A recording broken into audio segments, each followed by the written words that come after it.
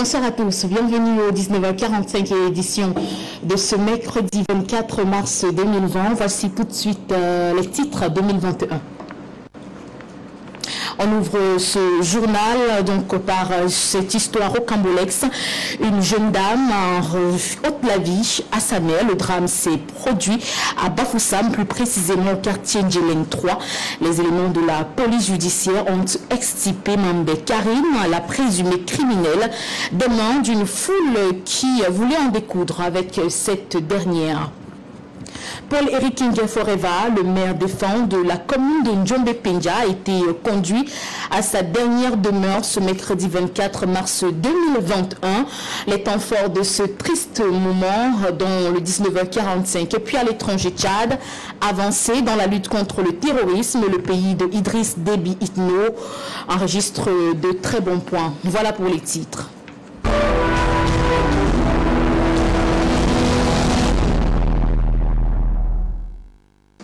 De votre fidélité au 19h45, merci. Je vais l'annoncer en titre en fait de société. Une jeune dame ôte la vie de sa mère biologique. Le drame s'est produit à Bafoussam, dans la région de l'Ouest Cameroun, plus précisément au quartier Djeleng 3, non loin du lieu dit Total d'Amba. Les éléments de la police judiciaire de l'Ouest Cameroun ont donc extirpé des mains de cette présumée criminelle une foule en furie qui voulait donc en découdre avec cette dernière. Les précisions de Jean-Jaime Yetna et Herbert William Komou.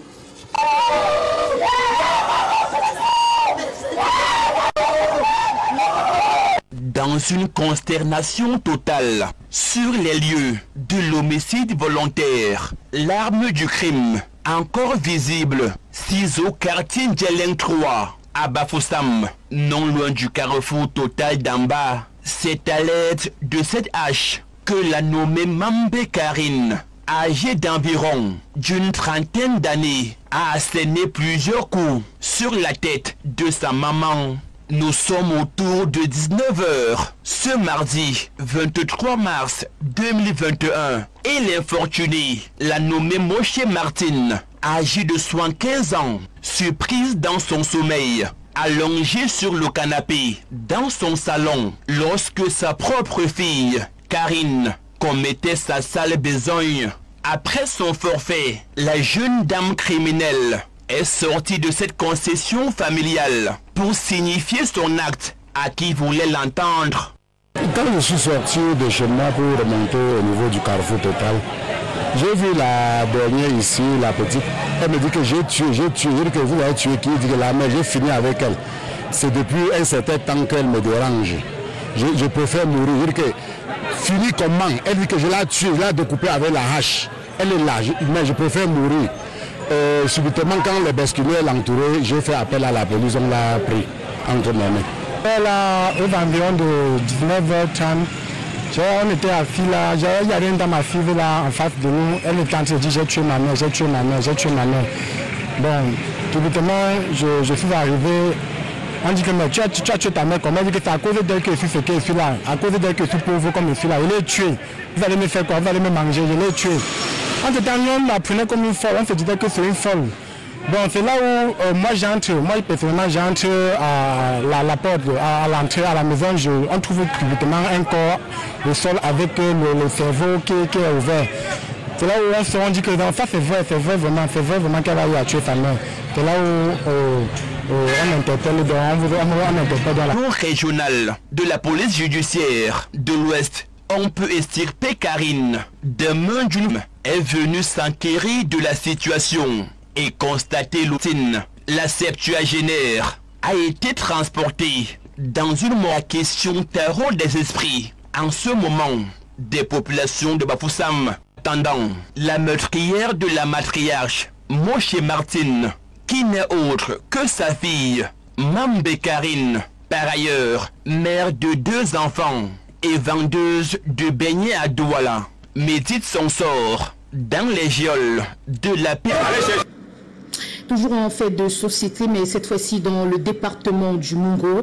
Plusieurs familles passent la nuit à la Belle Étoile ce mercredi 24 mars 2021 au quartier 8 dans l'arrondissement de Konsamba 1er, et pour cause la forte pluie qui s'est abattue donc au Cameroun dans plusieurs villes du pays, et plus précisément dans ce département, ayant donc détruit plusieurs maisons d'habitation. Le récit des faits, Jean-Jemé Yetna et Château Vallon sur place en Konsamba.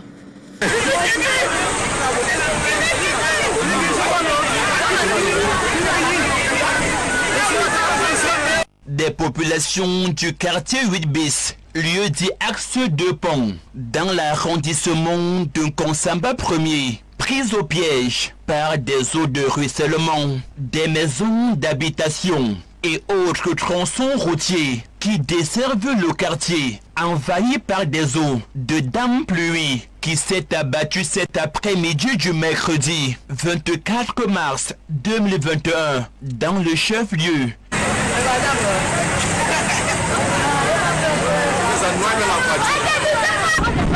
Ça veut dire, un an, c'est pas encore un an, c'est la première pluie qui vient voir ce qui s'est de Konsamba. Voilà la première pluie. Ça c'est pas là où merci, va pas dire. Oui, c'est ça. Le maire de ville est venu. Le maire de ville n'est pas venu, il est venu nous voir. Nous voyons nos parents, tout le monde est toujours dans l'eau. Ils viennent voir ça. Parce que moi, tout le temps, on va souffrir ici. Voilà. Bien donner le continent de gens. Ils viennent de voir aussi ce qui se passe. Il fallait retrousser les manches pour partir d'un point à un autre. Tout le quartier est inondé. Dans les ménages, il faut essayer de sauver ce qui pouvait encore l'être. Mais c'est mon corps, il y a quoi?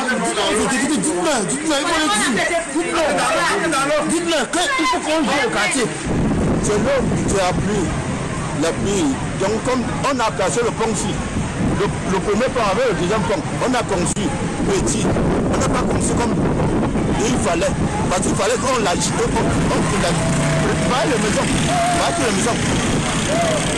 les maisons dans l'eau. La mairie, après le passage de l'averse, le patron de l'exécutif communal de Konsamba 1er est venu constater par lui-même la montée des eaux et d'encourager les familles victimes de ces inondations. Un sentiment de désolation, un sentiment suffisamment embêtant et gênant à la fois, parce que cette pluie diluvienne a surpris tout le monde. On ne s'attendait pas à ce que nous voyons la pluie au mois de mars, surtout avec cette ampleur, cette envergure-là. Ça fait que ça a véritablement porté un coup sérieux aux populations qui sont en train de souffrir énormément. Et nous sommes là pour l'instant pour essayer de reconforter les populations et leur dire que la mairie est à leur côté, mais surtout l'État du Cameroun est aux côtés des populations. C'est une catastrophe naturelle, je l'ai dit, mais il y a aussi un autre volet qu'il ne faut pas négliger. Catastrophe naturelle. Demain prévoit une rencontre avec l'autorité administrative pour une réflexion plus approfondie sur le sujet. Des centaines de maisons sont complètement inondées derrière nous et les populations sont là. On ne sait pas comment est-ce qu'on va passer cette nuit d'aujourd'hui. C'est véritablement, on dit bien, catastrophique. C'est le mot qu'il faut dire. Donc je ne sais vraiment pas comment je vais faire. Je pense que je vous parle, on ne nous a pas encore annoncé un seul mort. Et c'est ce que je peux dire pour l'instant. Mais dans le feu de l'action, vous le voyez, les maisons sont complètement inondées, les voitures sont inondées, les populations n'arrivent plus à marcher. C'est l'axe principal, c'est le quartier le plus populeux de Konsamba 1er, qui est la capitale du département du Mungo.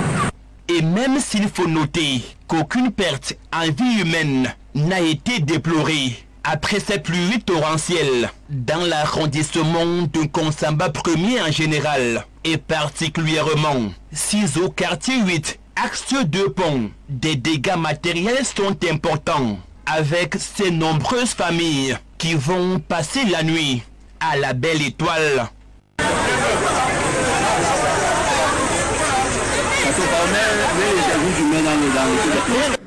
Merci à vous Jean-Jamin Yedna et Château Vallonhen. Beaucoup de courage à toutes ces familles qui ont subi les affres de cette forte pluie. Être commerçant au marché dit Gazon à Douala ne relèvera plus simplement d'une simple équation, mais de la possibilité et de la capacité de débourser la somme de 100 000 francs CFA, valable donc pour s'acquérir son espace. En effet, les éléments de la commune de la ville ont effectué une descente sur le terrain ce jour à l'effet de déguerpir tous ces marchands et commerçants non conformes à cette réglementation. Charles Fisselanguet. Les commerçants qui occupent l'esplanade de la poste centrale de Niobel à Douala ont eu ce jour la visite désagréable et musclée des forces de maintien de l'ordre et les éléments de la communauté urbaine de Douala, notamment ceux de la police municipale. Cette visite avait pour but d'éguerpir ces derniers de cet espace marchand afin qu'ils s'acquittent désormais de leur droit d'occupation à celle qui constitue une partie du lieu dit Gazon. Quelqu'un n'a même pas le capital, quelqu'un n'a pas un capital. Tu ne vas pas mettre, tu vas rien mettre.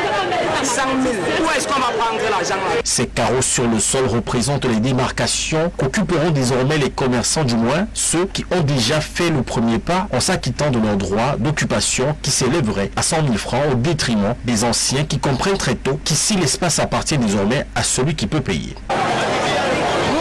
C'est normal, c'est quelqu'un. On devrait venir avoir des agents de terrain, parce que les agents de terrain viennent vendre les tickets. Les envois sur le terrain, ils sont censés les anciens. Et là, chacun a droit à mettre il doit payer telle somme pour payer parce qu'il veut. On devrait s'arranger, c'est nous laisser le temps pour payer. Mais curieusement, elle a déjà tracé, elle a vendu. Les gens du BSD, quand les bouchers sont venus payer les places ici. Les 10 places, les 8 places. Les anciens qui sont là n'ont pas de place. On va aller. Parmi nous, il y a des gens qui n'ont même pas le capital de 10 000. Ils viennent là tous les jours, ils font les habits, ils se baladent pour avoir 100, 150, 200. Par jour, tu peux venir par les gens, tu vas, tu ne vends même pas. Tu rentres au soir, ça va même baisser. Tu ne vends même pas une pièce à vie. C'est pour faire comment? En attendant les nouveaux occupants de ces espaces qui suscitent déjà de vives querelles entre l'autorité et le commerçant, ce sera une journée perdue pour ces commerçants qui, pour le moment, restent dans la confusion en espérant d'y voir plus clair. En nécrologie, Paul-Éric Kinguet Forever, le défunt maire de Ndjombe Penja, a entamé donc ce jour son dernier voyage. Il a donc été inhumé. L'inhumation justement qui a eu lieu au cimetière d'Ompula a été émaillée de vives tensions entre les populations et les éléments de force de défense. Frédéric Moutomé et Janine Yonta.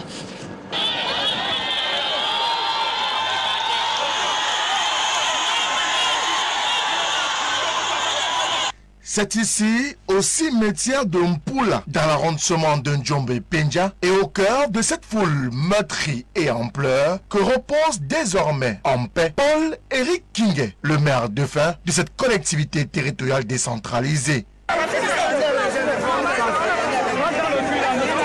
Le Paul-Éric Kinguet est salué au passage par les populations.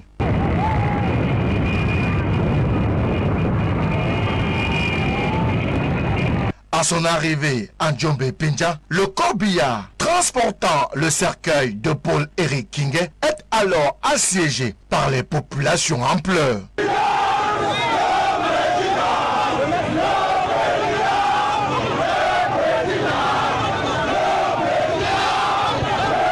Dès cet instant, rien ne se passe plus comme cela avait été prévu par les autorités administratives. Même le cadavre maintenant le gouvernement.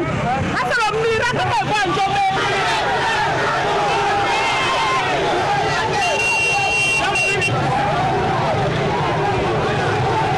Il a alors fallu l'intervention des éléments de la police et de la gendarmerie nationale qui ont fait usage de gaz lacrymogène pour disperser les foules et tenter de créer un chemin pour le corbillard et la suite de la délégation pour une escale au domicile du défunt.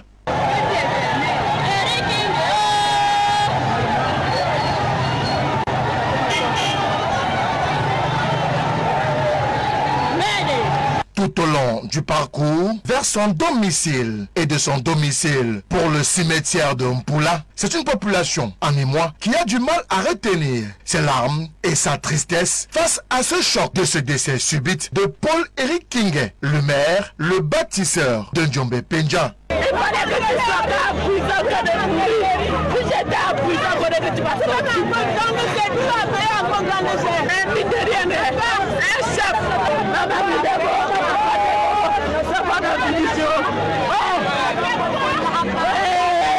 Et c'est finalement le cœur dans l'âme, impuissante face à la mort, que la population de Njombe Penja a vu mettre en terre Paul-Éric Kinge, le fils, le frère, l'ami, le père, par ailleurs, chef de l'exécutif communal de Njombe Penja, qui s'en va ainsi pour l'éternité dans la terre de ses ancêtres à 55 ans sonnés.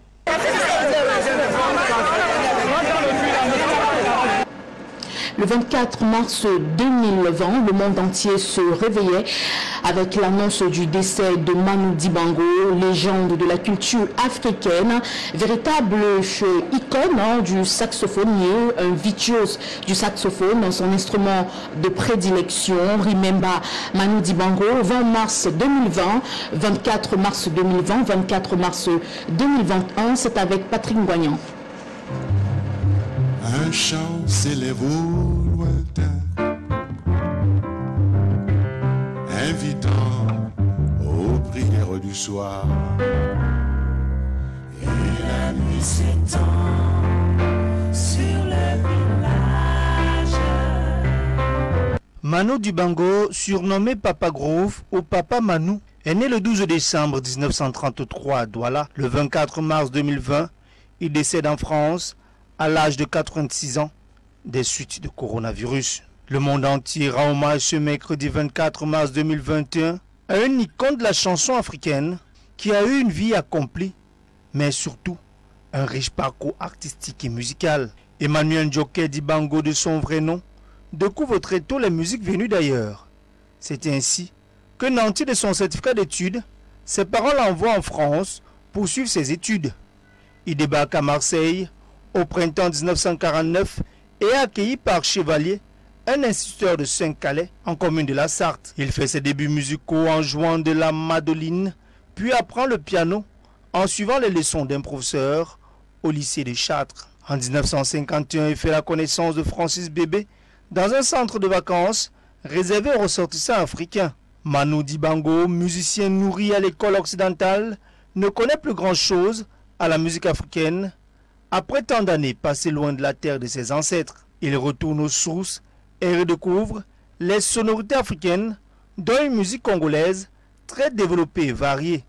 Ensemble, il enregistre une quarantaine de morceaux dans un studio à Bruxelles pendant 15 jours. Le 8 septembre 2015, Manu Dibango est nommé grand témoin de la francophonie aux Jeux olympiques et paralympiques de Rio 2016 par la secrétaire générale de l'Organisation internationale de la francophonie, Michael Jean. Le 24 mars 2020, Papa Groove est terrassé par le coronavirus. Plusieurs mélomanes et mécènes attendent toujours une cérémonie officielle en son honneur, au Cameroun comme ailleurs. Oh wow, bon foufou. Avec ça sent bon, n'est-ce pas? Et la nuit s'étend sur le village. Dans le registre des commémorations à présent, aujourd'hui est journée mondiale de lutte contre la tuberculose. Le Cameroun s'est d'ailleurs joint à la communauté internationale. L'occasion pour le ministère de la Santé publique de sensibiliser les populations malgré la crise sanitaire liée au coronavirus qui fait des ravages en ce moment. Des stratégies sont mises sur pied afin de baisser le nombre de décès. John Peter Nka. D'après les estimations de l'Organisation mondiale de la santé, un quart de la population mondiale serait infectée par le bacille tuberculeux. Avec le programme national de lutte contre la tuberculose, le PNLT, les chiffres sont en baisse au Cameroun. En 2019, par exemple, l'on a recensé 24 584 cas de tuberculose. Selon des sources, ces chiffres sont passés de 271 cas pour 1000 habitants en 2009 pour 95,5 cas sur 1000 habitants en 2019. Une baisse significative positive malgré les possibilités de co-infection et de résistance. Les centres de prise en charge et le suivi des patients ont également été améliorés. Cependant, la lutte contre la tuberculose demeure une priorité sanitaire. C'est à juste titre que le thème « L'heure est venue de mettre fin à la tuberculose » a été choisi pour la journée internationale. Un thème qui appelle à l'action pour mettre fin à la maladie d'ici 2035. Alors qu'on parle beaucoup plus de tuberculose chez les hommes et les femmes âgées, cette commémoration est également l'occasion d'attirer l'attention du public sur la tuberculose pédiatrique. En effet, 1263 enfants malades ont été enregistrés en 2019. Il s'agit de la tranche d'âge de 0 à 14 ans qui est souvent en contact avec les parents malades. Et si le coronavirus est devenu l'apanage des habitants du monde avec sa batterie de mesures et barrières, une hygiène de vie stricte reposant sur une alimentation saine, la pratique de l'exercice physique et autres permettront d'avoir un système immunitaire vigoureux pour lutter efficacement contre la tuberculose. On le dira jamais assez, mieux vaut prévenir que guérir. Célébration grandeur nature ce mercredi 24 mars 2021, jour de commémoration du 36e anniversaire du Rassemblement démocratique du peuple camerounais. Une interdiction formelle de manifestation en raison de la pandémie liée au coronavirus. Frédéric Montomé. Depuis sa création en 1985 à Bamenda, des fonds baptismaux de l'UNC, l'Union nationale du Cameroun, le Rassemblement démocratique du peuple camerounais est au cœur de la gestion des affaires de la cité au Cameroun. Même avec la mort de l'ère du parti unique et l'arrivée du vent de la démocratie avec l'ouverture aux libertés d'association et d'expression, le parti de Paul Biya a gardé la main au sein des mairies et à l'Assemblée nationale. 36 ans après sa création, le parti de la flamme ardente reste le leader de l'échiquier politique au Cameroun. Le parti au pouvoir compte à ce jour 139 députés à l'Assemblée nationale, près de 90 sénateurs et près de 320 mairies sur les 360 que compte le triangle national. Chers camarades, le RDPC tient une place prépondérante et joue un rôle majeur dans la vie politique nationale. Toujours présent aux différentes échéances électorales, au niveau national et même local, le RDPC a toujours su tirer son épingle du jeu. Une force de frappe que le parti de Paul Biya arrive à capitaliser à bon escient à raison de son implantation sur l'ensemble du pays. Toutefois, le parti au pouvoir n'est pas sans reproche durant ces 36 années passées sur l'échiquier politique. Les autres partis politiques de l'opposition lui reprochent la confiscation du calendrier électoral, le refus d'un consensus autour de la modification du processus électoral, mais encore des fraudes massives durant les élections qui maintiennent d'ailleurs son hégémonie sur la scène politique camerounaise. Les acteurs politiques de l'opposition tentent également le RDPC d'appliquer de mauvaises politiques pour ce qui est de la gestion du pays, avec comme exemple la crise anglophone ou encore la décadence morale qui est loin d'être sur la voie de l'émergence, tel que le prône le président national du RDPC, Paul Biya, par ailleurs président de la République. Malgré ces mauvais points, le RDPC célèbre ce 24 mars 2021 pour des réjouissances, par ailleurs interdit par le secrétaire général du comité central du RDPC. Dans une circulaire interne rendue publique, Jean Kouété invite les militants du RDPC et les autres concitoyens à réfléchir autour du thème de cette célébration qui est « Mobilisons-nous sans réserve derrière le gouvernement pour la réussite de la bataille nationale contre la pandémie de Covid-19 ». Il est ainsi question pour le patron de l'administration du Rassemblement démocratique du peuple camerounais d'inviter ses camarades et les autres Camerounais à respecter de manière volontaire les mesures barrières édictées par le gouvernement pour lutter efficacement contre la propagation de la pandémie Covid-19. Aussi, derrière le président Paul Biya, comme des sentinelles inlassables et imparables, pour aussi combattre les ennemis de la cohésion nationale et du vivre ensemble et d'œuvrer sans relâche pour un développement harmonieux et intégré d'un Cameroun uni et indivisible. Précisons enfin que le Rassemblement démocratique du peuple camerounais, qui célèbre une bougie de plus ce 24 mars 2021, se consacre en interne autour de la validation de son sommet politique. Peut-être des signes annonciateurs d'un congrès ordinaire du RDPC attendu depuis de longues années, congrès qui pourrait déboucher à la transition générationnelle évoquée par Paul Biya, président de la République et président national du RDPC. Merci à vous, Frédéric Moutomé. Dans la suite de ce journal, parlons à présent de la lutte contre les pirates maritimes qui s'intensifie et se modernise d'ailleurs. C'est donc une coopération signée entre la Marine nationale et son partenaire américain. Une réunion de travail a d'ailleurs eu lieu, une réunion auquel donc plusieurs parties prenantes y ont pris part. Nos reporters étaient également sur les lieux, Patrick Moignan et Patrice Foucault.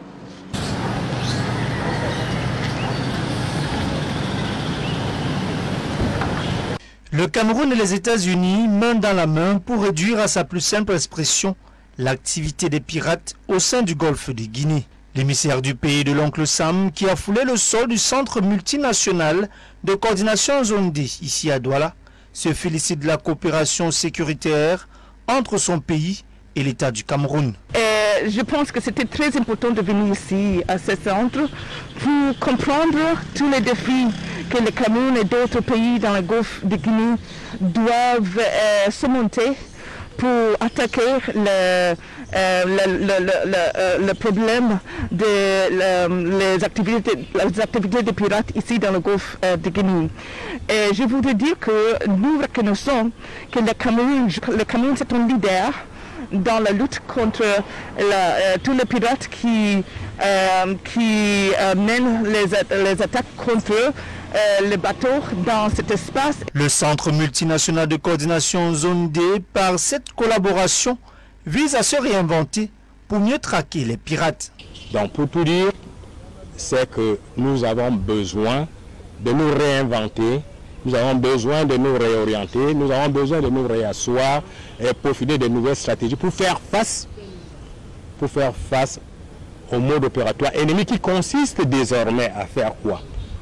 Ils ont constaté que les eaux territoriales étaient verrouillées. Qu'est-ce qu'ils font? Désormais, ils vont dans les eaux internationales. Et pour pouvoir se mouvoir dans les eaux internationales, sincèrement, c'est une question de volonté politique. Créé en 2009, le CMC est né d'une volonté des pays du golfe de Guinée de mettre hors service les brigands de tout genre. À partir de la mer, on a eu à attaquer 3 banques à Limbé. Au même moment, à partir de la mer, il y a eu une propulsion d'une horde de mécréants qui ont eu à attaquer la console de la présidence à Malabo. Et toujours à partir de la mer, il y a eu une projection de brigands qui sont allés attaquer un hypermarché. La situation était grave et il fallait trouver une solution. C'était des menaces pareilles, communes, et à la limite même simultanées, qui a mis, vous savez que nos États sont tributaires de la production du pétrole offshore en mer. À un moment donné, l'atmosphère était délétère sur les plateformes. Donc le pétrole, qui est notre source vitale, était presque attaqué.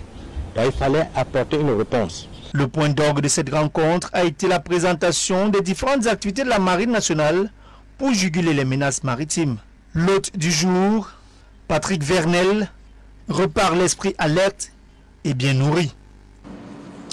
Et la région du Nord-Ouest qui a son nouveau délégué régional à la sûreté nationale, Wilson Djoumé, long puisqu'il s'agit de lui, vient d'être installé à son poste par Martin Barnganguele, le délégué général à la sûreté nationale. John Pitonka et Israël Joveto.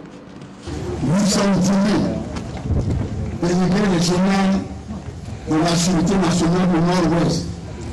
Premier recommandement. Il s'appelle Wilson Elong Djoumé, le nouveau délégué régional à la sécurité nationale pour le Nord-Ouest, a été installé ce 23 mars à l'esplanade du bureau des services de la préfecture de la Mézam par Martin Bargagé, le délégué général à la sécurité nationale. Ce dernier a d'ailleurs martelé au nouveau garant de la sécurité des populations de la région du Nord-Ouest ses nouvelles missions, d'insister et de créer une unité et un service de renseignement qui aideront à craquer les pro-séparatistes, les bandits, les ravisseurs et les nombreux autres acteurs de crimes odieux. Wilson Elong, faille le rappeler, entre dans ses nouvelles fonctions après avoir été commissaire de police de la centrale de Kumba. Il arrive dans la force en 2001 et après 2 ans de formation, il commence sa carrière en 2003 à Yaoundé. Diplômé de l'université de Boya où il a étudié le journalisme et la communication de masse, celui qui est né le 26 novembre 1973 récupère le poste à un moment où la police a souffert de nombreuses agressions et morts indicibles à la suite de fusillades de séparatistes. Wilson Elong aura donc la lourde charge de maintenir l'espoir dans une région qui a vu Émile Ngousno, son prédécesseur, faire 10 ans au poste. Ce dernier déménage pour Yaoundé où il occupera désormais la fonction de directeur des finances au même service. Le nouvel homme fort de la région a même déjà des idées bien claires. Ce sera une stratégie en 3 P: police, population et paternité. Je suis très très conscient, je sors de Kumba et le contexte n'est pas différent, c'est presque le même. Et je crois que ensemble, y compris la population, on va relever ces défis. C'est une situation un peu compliquée, mais je suis très très content parce que la paix revient déjà. On ne peut pas réussir à 100%, nous les responsables de forces de défense et sécurité, sans la population. Donc j'appelle à la population à beaucoup plus de collaboration, parce que s'ils collaborent avec la police et les autres responsables des forces de maintien de l'ordre. C'est donc désormais sur le terrain qu'on attend le nouveau délégué régional de la sécurité nationale pour la région du Nord-Ouest. Au travail donc.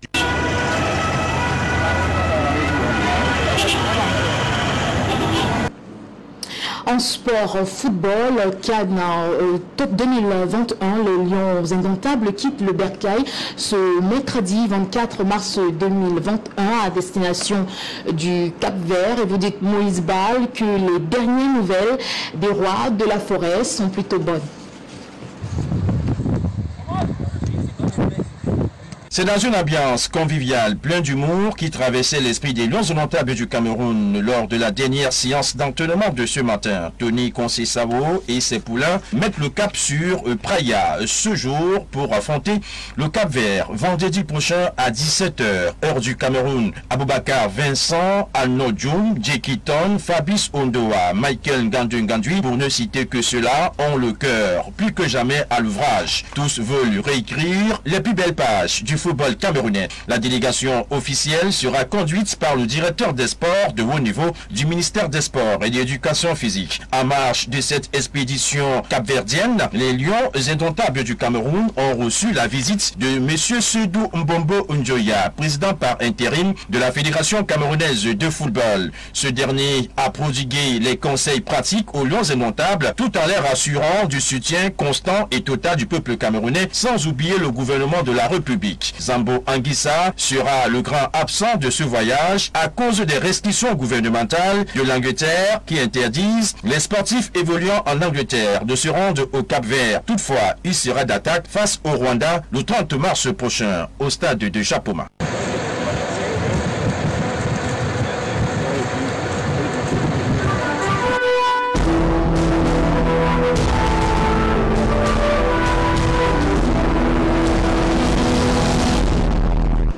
L'actualité internationale nous conduit tout de suite au Tchad, où on parle donc des avancées dans la lutte contre le terrorisme.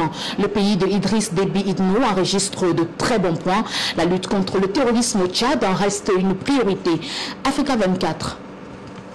Au Tchad, la lutte contre le terrorisme demeure une priorité. Pour faire face à ce phénomène de violence, le Parlement tchadien a voté l'abolition de la peine de mort pour les actes de terrorisme le 28 avril 2020. Bien que la nouvelle loi soit abolitionniste, elle maintient l'emprisonnement à vie comme peine maximale conformément au code pénal tchadien. Selon l'Office des Nations Unies contre la drogue et le crime, cette abolition de la peine de mort est considérée comme un signal positif pour les terroristes qui souhaitent se rendre puisqu'ils ne craignent plus d'être exécutés. Il sied de reconnaître que l'armée tchadienne joue aujourd'hui un rôle essentiel dans le dispositif international de lutte contre le terrorisme dans le Sahel. N'Djamena fournit un contingent d'hommes assez important, ce qui lui permet, avec l'aide de ses partenaires internationaux, de pouvoir stabiliser un tant soit peu les frontières et surtout d'apporter de réels coups aux terroristes. Toujours est-il, nous notons la volonté des autorités de pouvoir lutter efficacement. On constate des avancées. Pour déjouer les attentats perpétrés dans certaines régions du pays, plusieurs forces antiterroristes travaillent en connivence. La force conjointe du G5 Sahel poursuit ses opérations de lutte contre le terrorisme en déployant davantage de soldats sur le terrain. 600 soldats supplémentaires ont été déployés temporairement au sein de l'opération Barkhane en 2020 et en février 2021 dans le cadre du déploiement de la Task Force Takuba dans la zone des 3 frontières. Le maréchal Idriss Déby Itno a déployé 1200 soldats. Davantage des avancées terroristes, le Tchad et surtout le gouvernement devrait avant tout mettre de l'ordre dans son armée, qui est devenue au fil des années une source d'instabilité pour le pays lui-même à cause des tensions ethnico-tribales qui minent en fait cette armée. Il faut dire que depuis quelque temps, nous constatons que certains officiers refusent de combattre leurs frères rebelles pour ne pas, bien sûr, entamer la cohésion ethnique. Cela pose un réel problème et ce qui fait que si ce travail de nettoyage interne à l'armée, c'est-à-dire que les officiers puissent obéir aux ordres, ça sera difficile pour le pays d'engranger plus de succès. Notons que ces 2 dernières années, les pays du G5 Sahel, dont le Tchad, font face à une résurgence des attaques de groupes terroristes. Toutefois, les autorités tchadiennes sont déterminées à mettre en place davantage des initiatives pour éradiquer le terrorisme au Tchad.